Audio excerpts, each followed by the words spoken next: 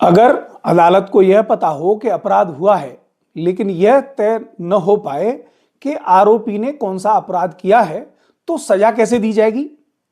आज हम बात करेंगे धारा 10 भारतीय न्याय संहिता की, जो संदेह की स्थिति में दंड निर्धारण का बहुत महत्वपूर्ण प्रावधान है।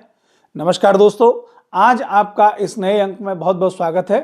मैं एडवोकेट प्रवीण कुमार सारस्वत आज आपके समक्ष सेक्शन 10 BNS की चर्चा करूंगा।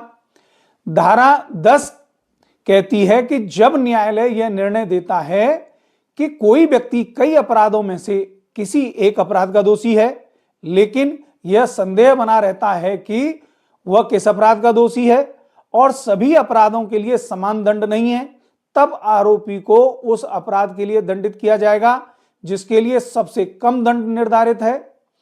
अब इसको हम सरल भाषा से समझते हैं कि इस धारा के लागू होने के लिए 3 शर्तें जरूरी हैं। वो कौन कौन सी हैं? नंबर 1, आरोपी ने अपराध किया है, इसमें कोई संदेह न हो, या संदेह। दूसरा, एक से अधिक अपराध संभावित हो और यह स्पष्ट नहीं कि कौन सा अपराध किया गया है। ऐसे मामलों में न्यायालय सबसे कठोर सजा नहीं देगा बल्कि सबसे कम सजा वाले अपराध को चुनेगा। इस धारा का जो मुख्य उद्देश्य है वो है आरोपी को अनुचित कठोर दंड से बचाना, यानी बेनिफिट ऑफ डाउट के सिद्धांत को लागू करना, न्याय में मानवता और संतुलन बनाए रखना। जहां संदेह हो वहां कठोरता नहीं बल्कि न्याय संगत दंड होना चाहिए। उदाहरण से हम इसको समझते हैं कि मान लीजिए एक व्यक्ति पर आरोप है कि उसने धारा 302 हत्या या धारा 201 साक्ष्य छुपाना। अदालत को यह तय है कि अपराध हुआ है लेकिन यह तय नहीं है कि हत्या की है या साक्ष्य छुपा है। ऐसी स्थिति में धारा 10 लागू होगी और आरोपी को कम दंड वाली धारा 201 के अंतर्गत दंड मिलेगा।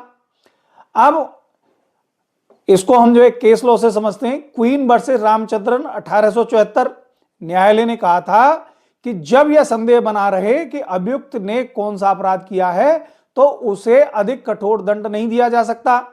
यह निर्णय धारा 10 के सिद्धांत को मजबूत करता है।